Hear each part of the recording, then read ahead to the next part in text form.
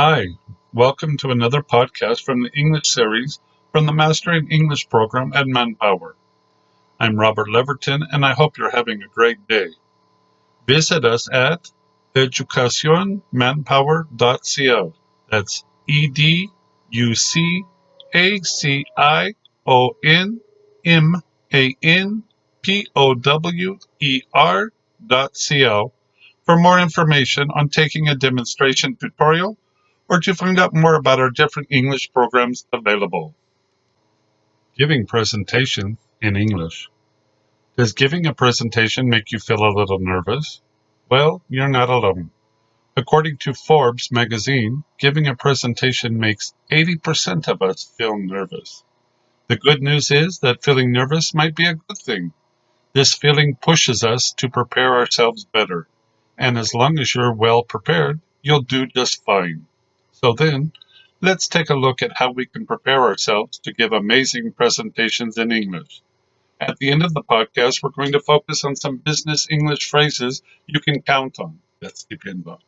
To make your own presentations go more smoothly from start to finish.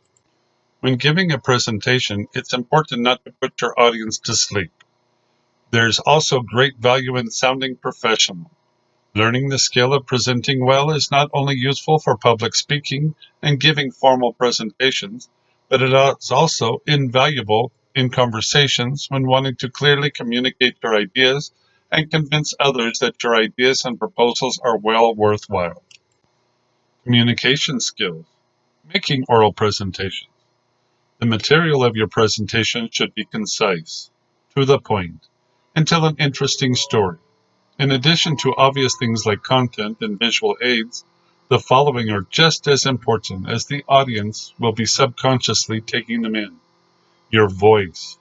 How you say it is just as important as what you say.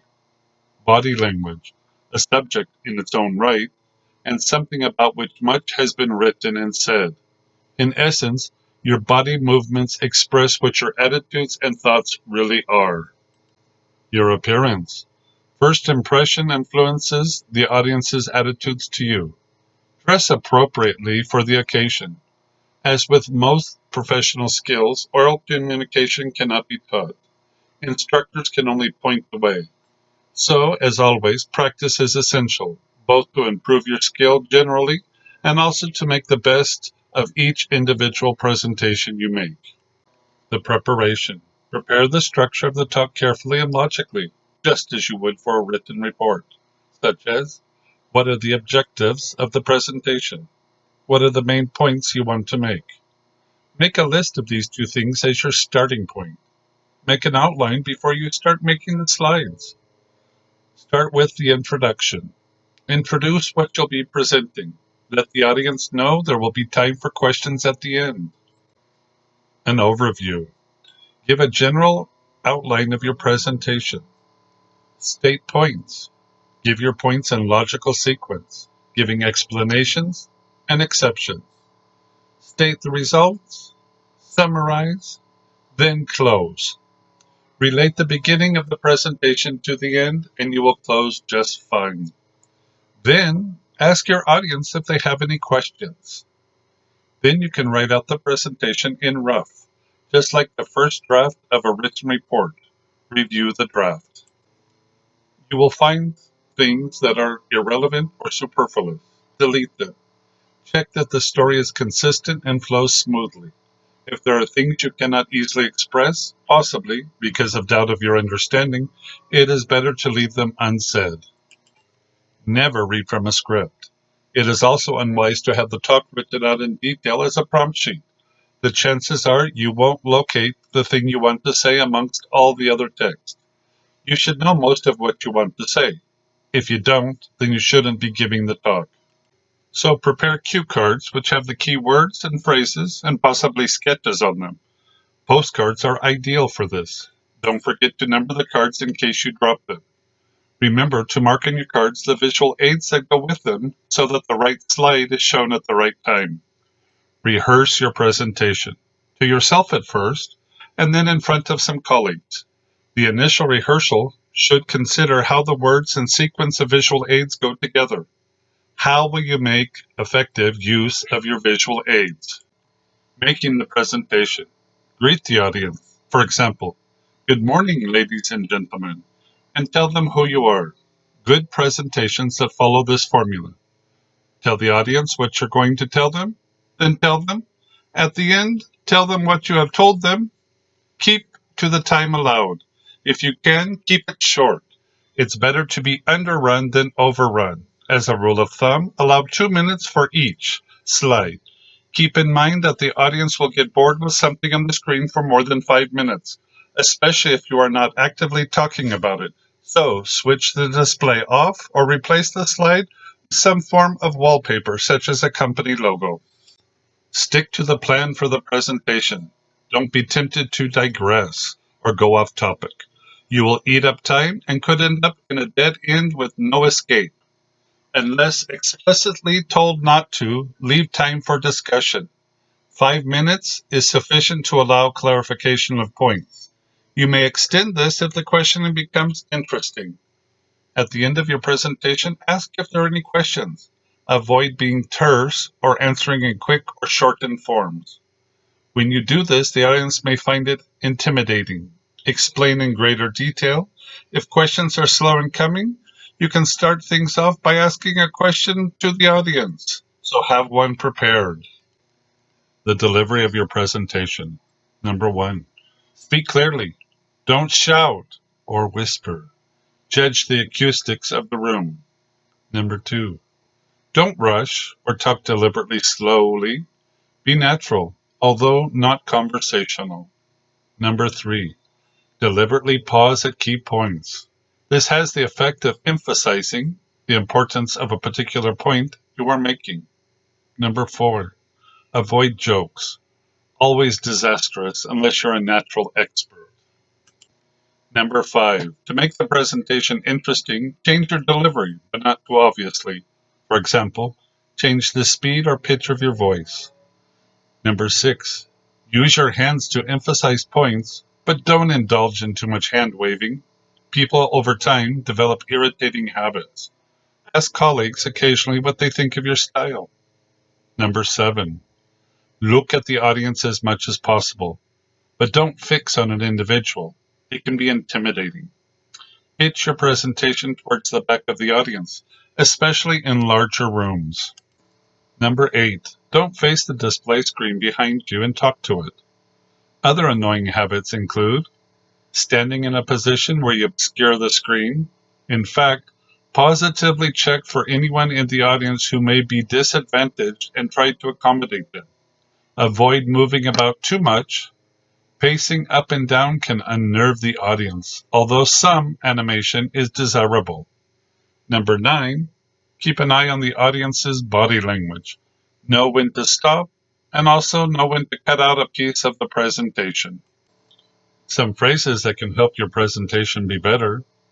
You're now standing in front of your audience. Before you begin your presentation, start by greeting your audience, welcoming them to the event and introducing yourself. For example, good morning, good afternoon, good evening, everyone. Welcome to the name of the event. A sample sentence, welcome to our 3rd annual Sales Leadership Conference. First, let me introduce myself. I'm Robert Leverton from Manpower. Beginning your presentation, after you've given the introduction, you are ready to begin speaking about your topic. Use these phrases to get started. Let me start by giving you some background information. Use this phrase to give your audience a brief overview of the topic you'll be discussing. This is a good way to give them an idea of what's going on and to bring them up to date. Number 5, as you are aware, if you're bringing up a topic that your audience already knows about or is aware of, then you can use this phrase to introduce this known topic. A sample sentence, as you are aware, the CEO of DHL Express has often said that globalization is here to stay. Number 6, let's move on to a sample sentence. Let's move on to our second sales strategy. Number 7, Turning our attention now to the sample sentence. Turning our attention now to the results of our 2016 customer survey. Providing more details. Use these phrases to tell your audience that you'll be giving them more detailed explanation of the topic. Both the word expand and elaborate mean to explain more fully. Number 8. I'd like to expand on. Sample sentence. Now I'd like to expand on my point about increasing our market share. Number 9. Let me elaborate further. Linking to another topic. When making reference to a point you made earlier or to remind your audience about something you said before, use these phrases to that link. Number 10. As I said at the beginning, this phrase lets you remind your audience about a point you made earlier. It can also be used to emphasize a point or theme. A sample sentence. As I said at the beginning, we'll see an increase in profit if we follow these 5 steps. Number 11. This relates to what I was saying earlier. This phrase will help you make connections between ideas in the presentation. It shows that 2 different ideas are connected. The sample sentence. This relates to what I was saying earlier about increasing production to meet the year-end demand. Number 12. This ties in with. The sample sentence. This ties in with the way we've been doing business for the past 20 years. Emphasizing a point. Use these phrases to draw attention to an important point that you want your audience to note. Number 13. The significance of this is. The word significance is similar to meaning of importance. Sample sentence. The significance of this is, if we complete this project on schedule, we'll have more people available to work on the next project. Number 14. This is important because. Sample sentence. This is important because any marketing effort we put in now will help to boost demand for our products in the long run. Number 15. We have to remember that. Sample sentence. We have to remember that people are the most important resource. Making reference to information. Very often, you may need to support your discussion points by drawing attention and making reference to information and data from studies, reports, and other sources. Number 16. Based on our findings. Sample sentence. Based on our findings, 70% of the market is made up of teenagers who find our clothing line stylish and upbeat. Number 17. According to our study, sample sentence. According to our study, 63% of the working people in the city go directly to the gym after work. Number 18. Our data shows, sample sentence. Our data shows that more than 20% of the men in this town who used to drive to work now prefer to save money and the environment by cycling instead. Explaining visuals. To present a clearer picture of your point, you may show your data, information, or examples in the form of visuals such as charts, tables, and graphs. Number 19. I'd like to illustrate this point by showing you. The word illustrate means show, usually with examples, data, or visuals. A sample sentence. I'd like to illustrate this point by showing you a chart of the number of people in each age group who prefer to shop online. Number 20. This chart shows a breakdown of. A breakdown refers to the detailed parts or figures that make up the total picture. A breakdown is often used in a presentation to show all the smaller parts behind something bigger. Sample sentence. This chart shows a breakdown of the ingredients we use in our gluten-free products. To restate your point. Sometimes in order to emphasize your point, you have to state it in a way that's easier for your audience to understand and remember. This often involves rephrasing, simplifying, or clarifying your point. Number 21. In other words, use this phrase to rephrase or reword your point in another way. The sample sentence. In other words, we need to change our current design to make it more attractive to older children. Number 22. To put it simply, use this phrase to simplify points that are complex or difficult to understand. Sample sentence. To put it simply, we'll need you to work harder at making this launch a success. Number 23. What I mean to say is, use this phrase to explain your point in a way that's easier for your audience to understand. Sample sentence. What I mean to say is that we need to change the way we market our products. Concluding your presentation. This is the very end of the presentation. You have said everything you need to say, and now you need to finish it nicely. You may also have some time for questions. If there is time for questions, invite your audience to ask questions they have. Number 24. In conclusion, let me sum up my main points. As part of your closing statement, sum up means summarize or state briefly your speech by mentioning the main points of your speech. Number 25. Thank you for your attention. Now I'm happy to answer any questions you may have. Even though giving a presentation in English seems like a scary idea, with the tips I've provided, you should be able to start giving them better in no time at all. That's all for this podcast. Thanks for stopping by and taking the time to listen. As always, check out the rest of the webpage and contact us with any questions you may have.